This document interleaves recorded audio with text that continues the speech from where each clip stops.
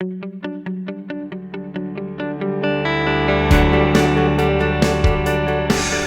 our guest this evening is Peter Lavaji. He is the partner with Charles Russell Speechley. They're solicitors who specialise in advising landlords and occupiers on property issues. We are one of the top 20 law firms in the country, so we're big.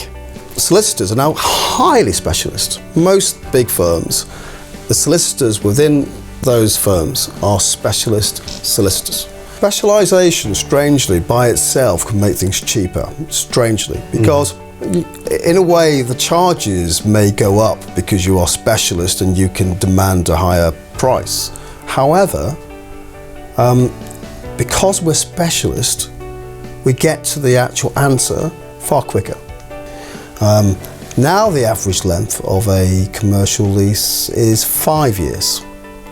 And actually, tenants sometimes want the ability to end their lease before the 5 years is up. So there's an awful lot of churn in the market. Businesses start up, or businesses may expand into a different property. But then that might not work out.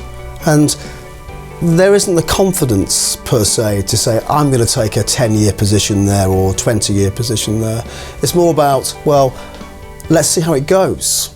And tenants often assume that they're easy to operate. I've got the right to break, it's there in black and white in my lease.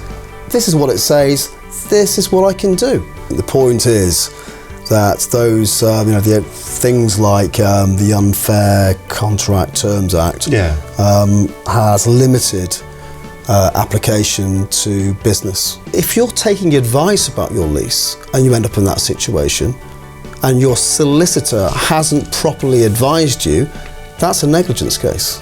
What's the point of, refurbishing your office just before you leave, when actually all the landlord's going to do is come in and apply for planning permission to convert the building to residential use, and then carry out major works in putting that into practice, to creating apartments or whatever. So actually, it doesn't matter really whether you've repaired or left it in disrepair. It's irrelevant. Hi, I'm Peter Lavaji. I'm a partner at Charles Russell Speechley's. We are one of the largest law firms in the country, and I am a partner in the property litigation department, and my team is one of the biggest property litigation departments in the country. So we like to think we know what we're doing, and I would like to give you a little bit of advice, top tips.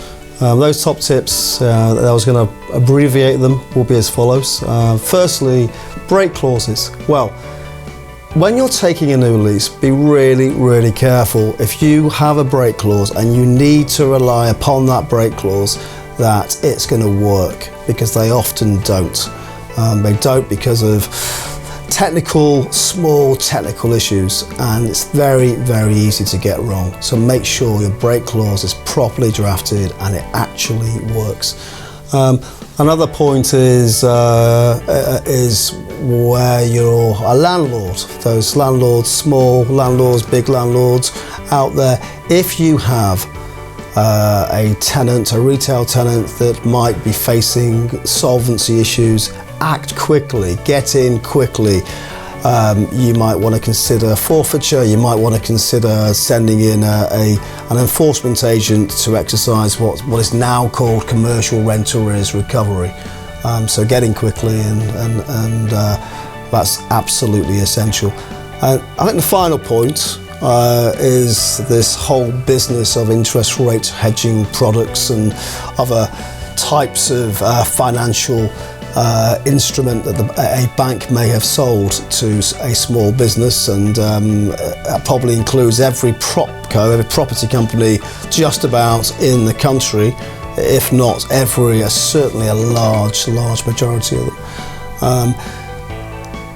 If you have a claim and the bank may have contacted you to alert you to the fact that you have a claim, take that claim quite seriously and take advice. Be hesitant about giving the bank information of any kind before you take advice. It's actually important So make sure you provide the right information presented in the right way. It makes a very serious difference.